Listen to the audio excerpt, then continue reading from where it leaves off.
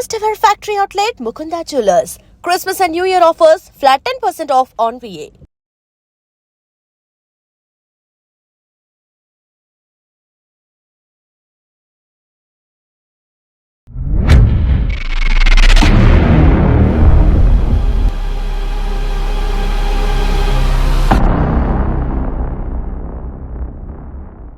సడన్గా video call వస్తుంది. ఆ వీడియో కాల్లో ఒక అమ్మాయి నూడ్ అవుతుంది, కానీ ఆమెను చూసి ఇక్కడ ఈ వ్యక్తి కూడా నూడ్ అవుతాడు. తర్వాత జరిగిన అంతా కూడా జరుగుతుంది.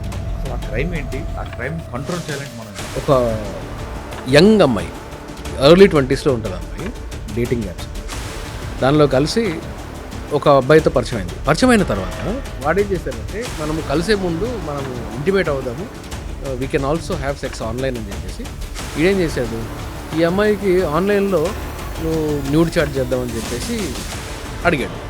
ఈ అమ్మాయి కూడా దానికి కన్సెంట్ ఇచ్చి ఇద్దరు న్యూడ్ చాట్ చేశారు. ఈ అమ్మాయికి మాత్రం ప్రాపర్ లైటింగ్, ప్రాపర్ ఇది మంచి HD quality,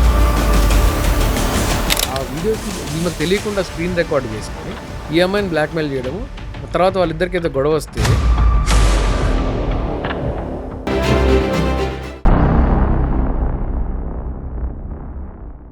welcome to lights off. Cyber క్రైమ్లో ఎలాంటి మోసాలు జరుగుతున్నాయి, ఇప్పుడు వస్తున్న వీడియో కాల్స్ వల్ల ఎలాంటి నష్టాలు జరుగుతున్నాయి, గుర్తు తెలియని వ్యక్తి వీడియో కాల్ చేస్తే లిఫ్ట్ చేస్తే ఎలాంటి ప్రమాదాలు జరుగుతాయనే విషయం హైకోర్టు అడ్వకేట్ గారు శ్రీకాంత్ చింతల గారు చెప్తారు. వీటితో పాటు చాలా విషయాలు ఆయనతో మాట్లాడతాం. సార్ నమస్తే అండి. నమస్తే మురళి గారు. సార్, సైబర్ క్రైమ్ వాటి కంటికి కనిపించడు, వాటి కనీసం మనకి ఎలాంటి ఆయుధాలు ఉండవు, ఆర్గ్యుమెంట్ చేయడు, బెదిరించడు. అవును. కానీ సడన్గా వీడియో కాల్ వస్తుంది. ఆ వీడియో కాల్లో ఒక అమ్మాయి నూడ్ అవుతుంది, ఆమెను చూసి ఇక్కడ ఈ వ్యక్తి కూడా నూడ్ అవుతాడు. తర్వాత జరిగిన అంతా కూడా జరుగుతుంటుంది. అసలు ఆ క్రైమ్ ఏంటి, ఆ క్రైమ్ కంట్రోల్ చేయాలంటే మనం ఏం చేయాలి సార్? అంటే మనకు అనుకోకుండా వచ్చిన వీడియో కాల్స్లో మనము చూడడము, అది ఒక సైబర్ క్రైమ్లో చేసేది అయితే ఇంతకన్నా ప్రమాదకరమైన ఒక 2-3 కేసులు నేను ఈ మధ్యకాలంలో చూశాను. ఇదేంటి అంటే ఒక యంగ్ అమ్మాయి ఎర్లీ 20స్లో ఉంటుంది అమ్మాయి. ఈ అమ్మాయి టిండరో బంబులో ఏదో చెప్పారు నాకు, 2-3 యాప్ పేర్లు చెప్పారు, డేటింగ్ యాప్స్ అంట. దానిలో కలిసి ఒక అబ్బాయితో పరిచయం అయిన తర్వాత వాడేం చేశారంటే మనము కలిసే ముందు మనము ఇంటిమేట్ అవుదాము, we can also have sex online అని చెప్పేసి ఈడేం చేశాడు, ఈ అమ్మాయికి ఆన్లైన్లో నువ్వు న్యూడ్ చాట్ చేద్దామని చెప్పేసి అడిగాడు. ఈ అమ్మాయి కూడా దానికి కన్సెంట్ ఇచ్చి ఇద్దరు న్యూడ్ చాట్ చేశారు. అయితే ఆ అబ్బాయి ఏం చేశారంటే ఎక్కువగా బాడీని రివీల్ చేయకుండా అతను కొంచెం జాగ్రత్త వహించాడు. అతని సైడ్ లైట్ డిమ్ పెట్టుకొని జాగ్రత్త వహించాడు. ఈ అమ్మాయికి మాత్రం ప్రాపర్ లైటింగ్, ప్రాపర్ ఇది పెట్టుకొని మంచి హెచ్డి క్వాలిటీ వీడియో లాగా అది తీసుకున్నాడు. అంటే వాడెవడు చెప్తే ఈ అమ్మాయి ఎలాగ ఇప్పిందండి? అంటే వాళ్ళు ఏంటంటే ఈ డేటింగ్స్ దాంట్లో కన్సెన్షువల్గా ఆ అమ్మాయి నమ్మి చేసి ఉండొచ్చు, ఇన్నోసెంట్గానే చేసి ఉండొచ్చు. కానీ తర్వాత దాని కాన్సిక్వెన్స్ ఏమైంది అంటే ఈ అబ్బాయి ఆ వీడియోస్ని ఈమెకు తెలియకుండా స్క్రీన్ రికార్డ్ చేసుకొని ఈ అమ్మాయిని బ్లాక్మెయిల్ చేయడము. తర్వాత వాళ్ళిద్దరికి ఏదో గొడవ వస్తే ఆబ్వియస్గా తర్వాత యూట్యూబ్ దాన్ని బ్యాన్ చేసింది ఆ వీడియోస్ని. తర్వాత వాడు యూట్యూబ్లో పెట్టేశాడు, ఏకంగా సోషల్ మీడియాలో పెట్టేశాడు, పాన్ సైట్స్లో పెట్టాడు. ఇంకొక కేసులో అయితే దాదాపు ఒక 10 ఏళ్ల క్రింద జరిగిన ఒక కేసు ఇది. అందులో ఆ అమ్మాయి ఎవ్రీడే కూర్చొని, ఎవ్రీడే స్కైప్లోనో దీంట్లోనో కూర్చొని ఆన్లైన్లో ఈ వీడియోస్ అన్నీ ఓపెన్ చేసేది, ఆన్లైన్లో సెక్స్ చాట్స్ అవన్నీ చేసేవాళ్ళు. వాడేం చేశాడు, ఈ అమ్మాయికి తెలియకుండా సేమ్ అట్లాగే రికార్డ్ చేసుకొని అవి తీసుకొని వెళ్ళి తర్వాత వాళ్ళిద్దరికి ఏదో డిఫరెన్సెస్ వచ్చాయి, అవి తీసుకొని వెళ్ళి పాన్ సైట్లో పెట్టాడు. వీళ్ళిద్దరు పరిస్థితి ఏంటండి మానసికంగా? ఈ ఇద్దరు అమ్మాయిలు, ఒక లేడీ ఏమో మిడిల్ ఏజ్డ్ ఉమెన్, ఒక అమ్మాయి ఏమో young 20 years women, unmarried women. వీళ్ళిద్దరికి మానసిక పరిస్థితి ఏమై ఉంటుంది అంటే కాన్సిక్వెన్షియల్ మానసిక పరిస్థితి ఏమై ఉంటుంది అంటున్నా. అంటే చేసేటప్పుడు వాళ్ళు పాపం నమ్మి చేసి ఉండొచ్చు, లేదా నిజంగానే వాళ్ళకి కావాలనిపించి చేసి ఉండొచ్చు. కన్సెంట్ ఇచ్చింది వాడొక్కడో చూడడానికి, ప్రపంచం చూపించడానికి కాదు, పాన్ సైడ్లో పెట్టడానికి కాదు కదా. సో ఈ కన్సెంట్ని ఎట్లా అంటే ఈ అమ్మాయిలు కూడా కొంచెం జాగ్రత్త వహించాలి. ఎందుకంటే నష్టము ఎక్కువగా సోషల్గా ఎక్కువగా నష్టం జరిగేది ఉమెన్కి ఎక్కువ ఉంటుంది. వాడేం చేస్తున్నాడు, వాడి ఫేస్ని బ్లర్ చేసుకొని, వాడి పేరుని బ్లర్ చేసుకొని ఆన్లైన్లో అప్లోడ్ చేస్తున్నాడు. లేకుంటే ఈ అమ్మాయి వరకు మాత్రమే కట్ చేసి అప్లోడ్ చేస్తున్నాడు. ఆ అమ్మాయి కన్సెంట్ ఇవ్వలేదు కదా. సో ఈ ఆన్లైన్ డేటింగ్లు, ఆన్లైన్ సెక్స్ చాట్స్ ఇలాంటివి ఉమెన్ చేయకుండా ఉండడానికి, అది ఎంతటి తెలిసిన వ్యక్తి అయినా కానీ, బాయ్ ఫ్రెండ్ అయినా కానీ, దయచేసి మీరు ఆన్లైన్ సెక్స్ల జోలికి వెళ్ళకండి. ఈ ఆన్లైన్ న్యూడ్ చాట్స్ జోలికి వెళ్ళకండి. వెళ్తే ఈ మధ్యకాలంలో నేను చూస్తున్న ప్రమాదం ఇది ఇంకా ఎక్కువగా అయ్యే ప్రమాదం ఉంది. రాబోయే కాలంలో ఇంకా ఏఐ కూడా వచ్చేసింది. సో ఆ కొంచెం న్యూడ్ కానీ దొరికిందంటే దాన్ని బట్టి డెవలప్ చేసి ఎన్ని ఏఐ వీడియోస్ చేయొచ్చో అది మనం అందరం చూస్తూనే ఉన్నాం. కాబట్టి కొంచెం జాగ్రత్త వహించి మీకు అంత నమ్మి ఆన్లైన్ న్యూడ్ చాట్ చేయాలి అని అనుకున్నా కానీ, అంతగా చేయాలి అని అనుకున్నా కానీ, బాగా నమ్మిన వ్యక్తి అయితే మీరు ఆలోచించి నిర్ణయం తీసుకోండి. ఎందుకంటే ఈ థ్రెట్ ఈ మధ్య చాలా కేసుల్లో చూస్తున్నాం. కానీ ఆన్లైన్లో వద్దంటారు. ఆన్లైన్లో వద్దు. అండ్ మురళి గారు, అంటే చాలామందికి తెలిసిన మ్యాటర్ అయినా కానీ మీకు ఈ ప్రైవేట్ హోటల్స్ రూమ్స్లలో ఏదో ప్రైవేట్ హోటల్ యాప్స్లో ఈ ఆన్లైన్ హోటల్ యాప్స్ ఇవన్నీ తీసుకొని ఒక హోటల్ రూమ్స్కి వెళ్ళడం, మంచి మంచి హోటల్స్కి వెళ్ళడం, దానిలో కూడా చాలామంది ఆ రూమ్కి వెళ్ళిన తర్వాత కూడా తెలియకుండా స్పై కెమెరాలు పెట్టి రికార్డ్ చేసుకున్న దాఖలాలు 1-2 కాదు, చాలా ఉన్నాయి. మీకు ఈ మధ్య నాకు ఎవరో చెప్తున్నారు, టెలిగ్రామ్ అనే ఒక యాప్ ఉందంట. నా దగ్గర లేదు అది, నేను వాట్సాప్ వాడతాను. టెలిగ్రామ్ అనే ఒక యాప్ ఉందంట. ఈ టెలిగ్రామ్ అనే యాప్లో దాని తర్వాత నేను డౌన్లోడ్ చేసి చూశాను అసలు ఏంటి ఇది, ఈ యాప్ ఏంటి అని. ఆ యాప్లో మీకు ఎలాంటి కంటెంట్ కావాలన్నా కానీ దొరికేస్తుంది. ఈ హోటల్లో అంటే మీకు మీరు సెలెక్ట్ చేసుకోవచ్చు అంట. హోటల్లో స్పై కెమెరాతో తీసిన వీడియోలు కావాలా, పాన్ వీడియోలు కావాలా, చైల్డ్ పాన్ వీడియోలు కావాలా, ఓల్డ్ లేడీ పాన్ వీడియోలు కావాలా, ఇలాంటివన్నీ కూడా దానిలో ఫ్రీలీ అవైలబుల్గా దొరుకుతాయండి ఈ టెలిగ్రామ్ లాంటి యాప్స్లో. ఇవన్నీ ఎక్కడి నుంచి వస్తున్నాయి? ఎవరో ఇన్నోసెంట్ విక్టిమ్ నుంచే కదా వస్తున్నాయి. So women, young girls, parents కూడా మాట్లాడండి. సమాజంలో కూడా దీని గురించి ఓపెన్గా మాట్లాడండి. వైడ్ పబ్లిసిటీ చేయండి. ఎవరినంటే వాళ్ళని నమ్మి పిచ్చగా వాళ్ళతోటి ఎక్కువగా వాళ్ళని నమ్మి బ్లైండ్గా నమ్మిపోవడం వల్ల నష్టం జరిగే ప్రమాదమే ఎక్కువ ఉంది. కాబట్టి కొంచెం ఇన్ఫార్మ్డ్ డెసిషన్ తీసుకోండి. సార్, మరో విషయంలో ఎన్ఆర్ఐ అక్కడ ఉన్నప్పుడు అక్కడ డైవర్స్ తీసుకోకుండా ఇక్కడికి వచ్చి ఇక్కడ వివాహం చేసుకోవచ్చా? లేదు, ఇక్కడ అమ్మాయిని పెళ్లి చేసుకొని ఇక్కడ అమ్మాయిని ఉంచి ఇక్కడ అమ్మాయికి డైవర్స్ ఇవ్వకుండా యుఎస్ ఎక్కడికో వెళ్ళి ఇంకో అమ్మాయిని పెళ్లి చేసుకోవచ్చా? లేదు, రెండు కుదరదు మురళి గారు. ఎందుకంటే మనకు ఇండియాలో ఓన్లీ ఒక ముస్లిం దీనిలో చట్టంలో తప్ప సెకండ్ మ్యారేజ్ చేసుకోవడం అనేది మనకు ఇండియన్ చట్టంలో ఎక్కడ కూడా అది పర్మిసబుల్ కాదు. ఈవెన్ మీకు ఫారిన్ కంట్రీస్లో కూడా అక్కడ చేసుకున్నాడు అనుకోండి, ఇక్కడ ఉన్న విక్టిమ్ ఇక్కడ ఉంది ఇండియాలో, అక్కడైనా ఎక్కడైనా కానీ లా ఎక్కడ కూడా వేరే ఈ కంట్రీలో సర్వైవింగ్ వైఫ్ ఉండొద్దని లేదు. లాంగ్వేజ్ ఏముంటుంది అంటే సర్వైవింగ్ వైఫ్ కానీ, అంటే సర్వైవింగ్ స్పౌస్ ఉండకూడదు అని అంటుంది. జెండర్ న్యూట్రల్గా ఉంటుంది ఆ పదం మాత్రం. సర్వైవింగ్ స్పౌస్ ఉండకూడదు అంటే భర్త కానీ భార్య కానీ బ్రతికి ఉండకూడదు. బ్రతికి ఉంటే వాళ్ళు ఆ డైవర్స్ కాకుండా బతికి ఉండకూడదు. ఉంటే మాత్రం పెళ్ళికి కుదరదు, అది ఏ కంట్రీలో ఉన్నా కానీ. ఓకే, ఇక్కడ అమ్మాయిని పెళ్లి చేసుకొని అమెరికా వెళ్ళి ఇంకో అమ్మాయిని పెళ్లి చేసుకున్నాడు, ఇక్కడ డైవర్స్ ఇవ్వకుండా ఈ అమ్మాయి ఏం చేయాలి? ఎలా ఈ అమ్మాయి ఇక్కడ ఇండియాలో కంప్లైంట్స్ చేసుకోవచ్చు, ఇండియాలో క్రిమినల్ చట్టాల్లో పెట్టుకోవచ్చు. ఇండియాలో ఆవిడకి డైవర్స్కి కూడా ఎలిజిబిలిటీ ఉంటుంది, ఎందుకంటే డైరెక్ట్ ఎవిడెన్స్ కాబట్టి. హిందూస్ అయితే హిందూ మ్యారేజ్ యాక్ట్లోనే డైరెక్ట్ ప్రొవిజన్ ఉంది, అడల్టరీలో ఉన్న దానికి డైరెక్ట్ గ్రౌండ్స్ అవుతుంది అది. అతనికి పనిష్మెంట్ కింద అంటే మరి మెంటల్ క్రూయల్టీ కింద పనిష్మెంట్ ఇవ్వాల్సి వస్తుంది. డెఫినెట్లీ డీవీసీ కింద పనిష్మెంట్ ఇవ్వచ్చు. ఈవిడకి ఇండియాలో ఉండే విక్టిమ్కి అన్ని లీగల్ ప్రొటెక్షన్స్ ఉంటాయి. కాకపోతే ఏంటి అంటే అమెరికాకి వెళ్ళి పెళ్లి చేసుకుంటే ప్రాబ్లం ఎక్కడ వస్తుంది అంటే అమెరికా నుంచి అక్కడ తిరిగి రాలేదనుకోండి, శిక్ష వేయడం కుదరదు. ఇక్కడ ఎప్పుడో ఫ్లైట్ ఎక్కి తెలియక ఇండియాకి రావడమో లేకపోతే ఏదైనా పని మీద ఇండియాకి వస్తే ఇక్కడ ఎయిర్పోర్ట్లో అరెస్ట్ చేస్తారు. ఎల్ఓసి ఇష్యూ చేస్తే ఎయిర్పోర్ట్లో అరెస్ట్ చేస్తారు. అంతే తప్ప అమెరికాలో ఉన్నంత కాలం మాత్రం అతని మీద ఎటువంటి సీరియస్ యాక్షన్ తీసుకోవడానికి ఇండియన్ లాకి జ్యూరిస్డిక్షన్ లేదు. ఓకే, ఒకవేళ ఆ విధంగా పెళ్లి చేసుకొని పిల్లలు పుట్టిన తర్వాత డైవర్స్ అయింది అనుకోండి, ఎక్కడ డైవర్స్ అయింది? ఆ అబ్బాయి అక్కడి నుండి వచ్చి ఈ అమ్మాయి పిల్లల్ని చూసుకోవడానికి అధికారం ఉందా? లేదు. ఉంటుంది. దాని ఎలా అంటే పేరెంట్స్ రైట్ వేరు, చైల్డ్ రైట్ డిఫరెంట్. చైల్డ్ కస్టడీస్లో గార్డియన్స్ అండ్ వార్డ్స్ యాక్ట్ పనిచేస్తుంది. దాంట్లో ఏంటి అంటే ఇద్దరు పేరెంట్స్తో సమానమైన టైం కలిగి ఉండడం, ఇద్దరు పేరెంట్స్ సమానమైన యాక్సెస్ కలిగి ఉండడం అనేది చైల్డ్ రైట్. అది పేరెంట్స్ రైట్ కాదు. నా కూతురు మీద నాకు హక్కు లేదా, నా కొడుకు మీద నా హక్కు లేదా అంటే లేదు. ఓకే, పిల్లలకు ఉంటుంది హక్కు పేరెంట్స్ మీద. అంటే నేను నా పేరెంట్తో ఉండొచ్చా లేదా, ఏ పేరెంట్తో ఉండాలి వరకు 16 సంవత్సరాలు వచ్చే వరకు, తర్వాత 18 అంటే చైల్డ్గా ఉన్నంత వరకే, చైల్డ్ ఏజ్లో ఉన్నంత వరకు. కొంచెం ఒక 8 years దాటిన తర్వాత ఏంటి అంటే వాళ్ళు చెప్పొచ్చు, లేదు మా ఫాదర్ నాతో ఇలా మిస్‌బిహేవ్ చేస్తాడు. నాకు ఇలా థ్రెట్ ఉంది. ఇలా అని చెప్తే కోర్ట్ డిసైడ్ చేస్తుంది. సో, కోర్ట్ ఏం పరిగణిస్తుంది అంటే ఫాదర్ ఫాదర్‌కి కస్టడీ ఇవ్వాలా? ఇంటరిమ్ కస్టడీ ఇవ్వాలా? మదర్‌కి ఇంటరిమ్ కస్టడీ ఇవ్వాలా? అని కాదు. చైల్డ్ ఎవరి దగ్గర సేఫ్‌గా ఉంటారు? చైల్డ్ ఎవరి దగ్గర పీస్‌ఫుల్‌గా ఉంటారు? చైల్డ్‌కి ఎవరి దగ్గర ఎడ్యుకేషన్ గానీ, వేరే ఫెసిలిటీస్ గానీ ఉంటాయి. అన్నీ చైల్డ్ సెంట్రికే. ఏది పేరెంట్ సెంట్రిక్ కాదు. ఈడబ్ల్యూఓపీలో కూడా ఎక్కడ కూడా చట్టంలో, ఇండియన్ చట్టంలో ఎక్కడ కూడా పేరెంట్ సెంట్రిక్ ఏది లేదు. ఒకవేళ కోర్టు అసలు ఈ ఇద్దరు అమ్మా నాన్నల దగ్గర ఉంటే చైల్డ్‌కి అన్యాయం జరుగుతుంది అనుకుంటే అక్కడి నుంచి చైల్డ్‌ని లిఫ్ట్ చేసి ఏదన్నా వేరే మంచి హోమ్‌లోనో, మంచి కేర్ సెంటర్‌లోనో పెట్టొచ్చు.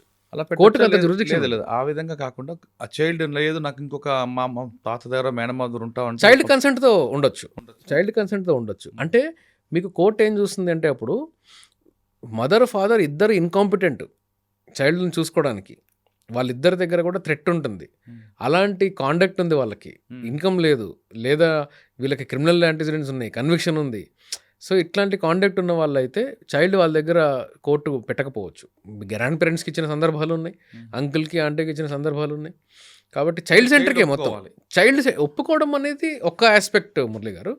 ఒప్పుకున్నా ఒప్పుకోకపోయినా ఏంటి అంటే చైల్డ్ ఎక్కడ సేఫ్‌గా ఉంటుందనేది పారామీటర్ కాబట్టి చైల్డ్‌కి అంటే తనకి ఏది కరెక్ట్ కాదు అని చెప్పే వయస్సుకు చైల్డ్‌కి రావాలి. జనరల్‌గా ప్రిజంప్షన్ ఏంటంటే 8 ఇయర్స్ తర్వాత వస్తుంది. 8 ఇయర్స్ తర్వాత 18 ఇయర్స్ 8 ఓకే. 8 సంవత్సరాలు నిండిన తర్వాత అందుకనే చిన్న సైడ్ ట్రాక్ ఏంటంటే చైల్డ్ కూడా 8 సంవత్సరాల కన్నా కింద ఉండే చైల్డ్ ఏదన్నా తప్పు చేస్తే శిక్ష లేదు. 8 ఇయర్స్ తర్వాత తప్పు చేస్తే దానికి మళ్ళా జేజే యాక్ట్‌లో కూడా శిక్షలు ఉంటాయి. ఎందుకంటే 8 ఇయర్స్ తర్వాత ఇతనికి ఆ మెచ్యూరిటీ వస్తుంది. మెంటల్ మెచ్యూరిటీ వస్తుంది. ఆ తప్పు చేయడానికి అనేది ఒక చట్టం ప్రిజంప్షన్. సో, 8 ఇయర్స్ కన్నా ముందు అసలు ఏం చేసినా శిక్ష ఉండదు. 8 ఇయర్స్ తర్వాతనే ఈవెన్ మీకు జేజే యాక్ట్ కూడా 8 ఇయర్స్ తర్వాతనే అప్లికబుల్ ఉంది. కాబట్టి 8 ఇయర్స్ తర్వాత ఏంటి అంటే పిల్లల్ని అడుగుతారు. జడ్జెస్ కూడా పిల్లల్ని అడుగుతారు. కేవలం ఫ్యామిలీ కోర్టుకు మాత్రమే ఉంటుంది. మీకు ఫ్యామిలీ కోర్టు జడ్జికి తప్ప వేరే ఎవరికి కూడా చైల్డ్ కస్టడీని డిసైడ్ చేసే రైట్ లేదు. ఈ మధ్యకాలంలో ఈ పిచ్చిగా ఏదో చైల్డ్ వెల్ఫేర్ డిపార్ట్మెంట్ వాళ్ళు చేస్తున్నారు. పరిధి దాటి ప్రవర్తిస్తున్నారు. వీళ్ళు చైల్డ్ వెల్ఫేర్ వాళ్ళకి ఉండే పరిధి ఏంటి అంటే చైల్డ్ డేంజర్లో ఉంది అంటే మాత్రమే రెస్క్యూ చేయడానికి మాత్రమే వాళ్ళకి ఉండే పవర్. చైల్డ్ కస్టడీ మదర్ నుంచి ఫాదర్కి, ఫాదర్ నుంచి మదర్కి ఇవ్వడానికి ఈ ఉమెన్ అండ్ చైల్డ్ వెల్ఫేర్ డిపార్ట్మెంట్కి ఎటువంటి రైట్ లేదు. అలాంటి కొంతమంది ఆ చైల్డ్ సంబంధించి మీరు చెప్పిన ఆఫీసర్స్ కొంతమంది చాలా ఓవర్ యాక్షన్ చేస్తున్నారు కదా. చాలా ఓవర్ యాక్షన్ చేస్తున్నారు. నేనే చూస్తున్నాను కేసులు ఇప్పుడు చాలా ఓవర్ యాక్షన్ చేస్తున్నారు. రీసెంట్గా ఒక కేసులో హైకోర్టులో మేము దాన్ని ఛాలెంజ్ చేశాం. Women and child welfare department వాళ్ళు ఫాదర్ దగ్గర నుంచి పిల్లల్ని తీసేసుకొని మదర్కి ఇచ్చేసారు డైరెక్ట్గా. అది ఎట్లా ఇస్తారు మీకు పవర్ లేదు కదా అంటే మాకు పవర్ ఉంది అంటారు. దానికి మళ్ళీ పోలీసు వాళ్ళ ఇన్వాల్వ్మెంట్ ఒకటి. సో, పోలీసు వాళ్ళని అంటే అవతల వాళ్ళకి పవర్ ఉంది అంతే. మదర్ సైడ్ వాళ్ళకి పవర్ ఉంటుంది. పొలిటికల్ ఇన్ఫ్లుయెన్స్ ఏదో ఉంటుంది. వాళ్ళు చెప్తారు తీసుకురండి తర్వాత కోర్టులో చూసుకుందాం అని అంటారు. ఫస్ట్ చైల్డ్ అయితే మారిపోయాడు కదా, కస్టడీ మారిపోయింది కదా. ఇప్పుడు దాని నుంచి అక్కడ ఆ పిల్లల్ని మళ్ళీ వెనక్కి తెచ్చుకోవడానికి 2-3 ఏళ్ళు పడుతుంది మన న్యాయ వ్యవస్థలో. ఈ 2-3 ఏళ్లలో పిల్లల్ని మదరు, గ్రాండ్ మదరు, మావయ్యలు, మేనమావలు వీళ్ళందరూ కూర్చొని ఏం చేస్తారంటే అసలు మీ నాన్న దుర్మార్గుడు, మీ నాన్న కరడుగట్టిన తీవ్రవాది, ఇతని దగ్గర 100% పొల్యూట్ చేస్తారు. బ్రెయిన్ని ఎక్కడెక్కడ లేని దరిద్రం అంతా ఫాదర్ మీద మదర్ చెప్తుంది, మదర్ మీద ఫాదర్ చెప్తుంది. వీళ్ళిద్దరికీ లేని రెస్పాన్సిబిలిటీ ఏంటంటే మురళి గారు ఈ చైల్డ్ అంత టెండర్ ఏజ్లో ఉండే చైల్డ్ మైండ్ మీద మీరు ఎలాంటి ప్రభావం చూపిస్తున్నారు? ఒక కేసులో నేను ఒక దీంట్లో చూస్తున్నాను. ఫాదర్ చైల్డ్ కస్టడీ ఫాదర్కి ఉంది. ఇద్దరు విడిపోయారు పేరెంట్స్. అంటే నేను దాన్ని ఎలా వర్ణించాలని నేను భాష కోసం వెతుకుతున్నా. అంటే నాకు ఆ కేసులో నాకు అంత కోపం వస్తుంది. ఇద్దరు పేరెంట్స్ విడిపోతారండి. విడిపోయిన దానికి కారణం తండ్రి. సరే, ఈ అమ్మాయి విడిపోయిన తర్వాత ఇంకొక మ్యారేజ్ చేసుకుంది. ఎవరు? తల్లి. ఆ పాప తల్లి మ్యారేజ్ చేసుకుంది. ఇప్పుడు ఈ తండ్రి అనబడేవాడు ఏం చేస్తాడంటే ఈ పాపకి స్విగ్గీలో ఆర్డర్ పెడుతుంటాడు. ఇంటికి సరిగ్గా రాడు, వంట ఉండదు. కానీ ఈ పాప మాత్రం కోర్టుకు వచ్చి కూడా తల్లికి వ్యతిరేకంగా చెప్తుంది. ఎందుకు అంటే ఆ పాప తల్లి గురించి ఏం చెప్తుంది అంటే నన్ను చిన్నప్పుడే వదిలేసి వెళ్ళిపోయింది మా అమ్మ, నన్ను మొత్తం మా నాన్నే చూసుకున్నాడు, మా అమ్మ ఇంకో బాయ్ ఫ్రెండ్తో వెళ్ళిపోయింది అని 10 ఏళ్ల పాప చెప్తుంది. అసంటే వాడికి ఏమన్నా సిగ్గుందా అండి? మీకు నీకు నీకు నీ భార్యకి ఉండే ప్రాబ్లమ్స్ పాపతో నువ్వు డిస్కస్ చేసావు, మళ్ళీ తల్లి డిస్కస్ చేయాల. తల్లి ఎప్పుడు కూడా తండ్రి గురించి చెప్పదు, ఒక్క చిన్న మాట కూడా చెప్పదు. మీ తండ్రి ఏం చేశాడు, నన్ను ఎలా రాచరంపాన పెట్టాడు, నన్ను ఎలా కొట్టాడు, ఏమీ చెప్పలేదు ఎప్పుడు. కానీ వీడి మదర్ పొల్యూట్ చేస్తాడు అమ్మాయిని పొల్యూట్ చేసేస్తాడు. ఇంకో కేసులో మదరు 2 పిల్లల్ని పొల్యూట్ చేస్తుంది. అంటే వీళ్ళ ఈగోల కోసము, ఒకరి మీద ఒకరు కక్ష సాధింపుల కోసము పిల్లల్ని విక్టిమైజ్ చేస్తున్నారు, పిల్లల మైండ్తో ఆడుకుంటున్నారు. ఇది జడ్జెస్ కూడా ఒక్కొక్క దగ్గర చూడడానికి ఫెయిల్ అవుతున్నారు అనేది నేను కొన్ని సందర్భాల్లో చూశాను. అందుకే నేను ఈ మధ్య ఏం చేస్తున్నానంటే, ఈ జడ్జి గారికి చెప్పే దశలో జడ్జి గారు ప్రాపర్గా రియాక్ట్ అవ్వకపోయినా, లేదంటే దాని సెన్సిబిలిటీస్ అర్థం చేసుకునే ఇది లేదు అని నాకు అనిపించినా కానీ ఏం చేస్తున్నా అంటే వెంటనే కొన్ని సందర్భాల్లో జడ్జిలకి ఆ ఎక్స్పర్ట్ ఒపీనియన్ ఇవ్వడానికి కొన్ని సందర్భాల్లో నిజంగా అవసరమయ్యి చైల్డ్ని సైకియాట్రిక్ ఎవాల్యుయేషన్కి పంపించాలి. ఈ చైల్డ్ని మైండ్ ఖరాబ్ చేశారు, ఈ మైండ్ ట్యూటర్ చేశారు ఈ చైల్డ్ని అని చెప్పి సైకాలజిస్ట్ దగ్గరికి ఎవాల్యుయేషన్ పంపించండి అని చెప్పేసి నేను ఒక 2-3 కేసుల్లో చైల్డ్ని సైకాలజిస్ట్ దగ్గర పంపించి రిపోర్ట్ తెప్పించాను. రిపోర్ట్ తెప్పిస్తే వాళ్ళు రాశారు రిపోర్ట్లో, ఎస్ చైల్డ్కి ఇలాంటి స్టోరీస్ అని చెప్తున్నారు. ఈ అమ్మాయి చైల్డ్కి 5 ఏళ్ళు ఉన్నప్పుడు మదర్ ఇంకో బాయ్ ఫ్రెండ్తో వెళ్ళిందనే విషయం చైల్డ్కి తెలిసింది తండ్రి దగ్గర నుంచి. ఇది చైల్డ్ మైండ్ని పొల్యూట్ చేయడమే అని చెప్పేసి సైకాలజిస్ట్ రిపోర్ట్ ఇచ్చారు. అంటే చూడండి, వీళ్ళకిద్దరికి పేరెంట్స్కి ఏదన్నా బుద్ధి ఉందా అండి కనీసం? ఆ కేసులో ఆ అమ్మాయికి విడిపోవడం ఓకే సార్, ప్రపంచంలో కలిసి ఉండడము విడిపోవడం అనేది వ్యక్తిగతము. పిల్లలు ఖలీల్ జిబ్రాన్ చెప్తాడు, పిల్లలు మీ వల్ల పుట్టట్లేదు, మీ ద్వారా పుడుతున్నారు. మీరు వాళ్ళని ఓన్ చేసుకోవడం, మీరు వాళ్ళ యజమానులు కాదు, వాళ్ళకంటూ ఒక మైండ్ ఉంది, వాళ్ళ మైండ్లో వాళ్ళని పెరగనివ్వండి. You don't own them, so they are born through you, not because of you అంటాడు. ఇది ఈ చిన్న స్టేట్మెంట్ అయినా కానీ ఎంత ఫిలసాఫికల్ స్టేట్మెంట్ అంటే ఇది. ఇప్పుడు నా కొడుకున్నాడు, నేను వాడిని ఓన్ చేసుకుని నా పని ఏంటి, నేను వాడిని ప్రొటెక్షన్ ఇవ్వడం, ఎడ్యుకేషన్ ఇవ్వడం, కేర్ ఇవ్వడము, ఏదైనా అటు ఇటు వెళ్తుంటే నేను కొంచెం ఇది కాదు ఇలా అని చెప్పడం, చట్టం నేర్పించడము, ఆ తర్వాత వాడి కెరీర్కి హెల్ప్ అయ్యేటట్టు నేను చేయడం. అంతేగాని నేను వాడి మైండ్ని డిక్టేట్ చేసి నేను వాడి యజమానిలాగా బిహేవ్ చేసి నేను చెప్పినట్టు కంట్రోల్లో ఉండాలి అనుకోవడం అనేది అది తప్పు, ముమ్మాటికే తప్పది. కాబట్టి చైల్డ్ మైండ్ని ఏ పేరెంట్స్ కూడా చేయకూడదు. కోర్టులు చేస్తున్న తప్పు ఒకటి ఉంది మురళి గారు, చైల్డ్ కస్టడీ మ్యాటర్స్లో. ఏంటి అంటే, చైల్డ్ కస్టడీ మ్యాటర్స్లో చట్టం చెప్తుంది చాలా స్పీడీగా డిస్పోజల్ చేయాలి, చైల్డ్తో ఇంటరాక్ట్ అవ్వడం ఎలాంటి పరిస్థితులు అవ్వాలి. మీకు కేసు వేసిన తర్వాత చైల్డ్ని కోర్టుకి తీసుకురావడానికి, కోర్టులో తీసుకొచ్చి జడ్జి గారు చైల్డ్తో మాట్లాడడానికి ఒక అయ్యే వేయాలి, దానికి కౌంటర్ వేయాలి, ఆ కౌంటర్లో హీరింగ్ విన్న తర్వాత జడ్జికి డౌట్ రావాలి, డౌట్ వచ్చిన తర్వాత జడ్జి నేను పిల్లలతో మాట్లాడతానని చెప్పాలి.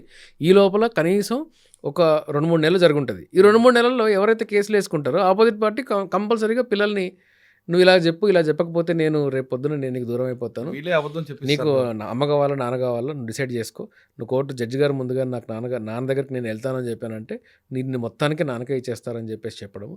ఇది అసలు ఎక్కడో ఫ్యామిలీ కోర్ట్స్ కూడా చైల్డ్ విషయంలో అంత సెన్సిబుల్గా లేవు అనేది జనరల్గా నేను కోర్టులో చూస్తున్నా. నా అభిప్రాయం కదా, రియాలిటీ అది. నా అభిప్రాయం, డెఫినెట్గా నా అభిప్రాయం. ఫాస్ట్గా చేయాలి. పిటిషన్ ఈరోజు చేశారు, వారం లోపల ఎందుకు పిల్లరండి, చేయలు కదా. డైవర్స్ కేసుల్లో 10 ఏళ్ళ నుంచి పెండింగ్ పెడుతున్నారు, మెయింటెనెన్స్ కేసులు 10 ఏళ్ళని పెండింగ్ పెడుతున్నారు, డీవీసీలు అలాగే ఉంటున్నాయి. తలాతొక్క లేకుండా అప్లికేషన్లు వేస్తూ ఉంటే కూడా మీరు ఎంటర్టైన్ చేస్తున్నారు. ఇవన్నీ బాగానే ఉన్నాయి. చైల్డ్ కేసులో అరే 1 నెలలో డిసైడ్ చేయండి, 2 నెలల్లో డిసైడ్ చేయండి, లేదా 3 నెలల్లో డిసైడ్ చేయండి. ఎందుకు మీకు 3 ఏళ్ళు కావాలి? 3 సంవత్సరాలు ఎందుకండి ఒక కస్టడీ కేసు డిసైడ్ చేయడానికి? ఒక అయ్యే డిసైడ్ చేయడానికి 4 నెలలు, 5 నెలలు, 6 నెలలు ఎందుకండి? చైల్డ్ రైట్ కదా. కాబట్టి జడ్జెస్ కూడా ఎక్కడో దగ్గర కొంచెం సెన్సిబుల్గా వ్యవహరించాలి. ఈ జీడబ్ల్యూఓపీ మ్యాటర్స్ని మాత్రం కొంచెం ప్రత్యేకమైన దృష్టి పెట్టి చూడాలి. అవసరమైతే ఇంకా జడ్జెస్ సంఖ్య పెంచండి. అంతేగాని చైల్డ్ రైట్స్లో మాత్రము మీరు కేర్ తీసుకోకపోతే చైల్డ్ ట్రామాకి గురి చేస్తున్న వాళ్ళల్లో అమ్మా నాన్న కాకుండా జ్యుడిషియల్ వ్యవస్థ కూడా తయారవుతుంది. చిన్నపిల్లల కేసు విషయంలో మిగతా కేసుల కన్నా చాలా ఫాస్ట్గా ఉండాలంటున్నారు శ్రీకాంత్ గారు. ఈ కేసులు కూడా రెగ్యులర్గానే ఎక్కువగా టైం ప్రొలాంగ్ చేస్తే పిల్లల యొక్క మానసిక స్థితి మారిపోయే అవకాశం ఉంటుంది. వాళ్ళు నష్టపోవడానికి తల్లిదండ్రులు కాదు, అందులో మీరు కూడా ఒక భాగస్వామి అవుతారనేది శ్రీకాంత్ గారు చెప్తున్నారు. ఇది శ్రీకాంత్ గారితో ఎక్స్క్లూజివ్ ఇంటర్వ్యూ. వచ్చే వారం మరో ఇష్యూలో మళ్ళీ కలుద్దాం. అంతవరకు నమస్తే. థ్యాంక్ యూ అండి. Thank you very much.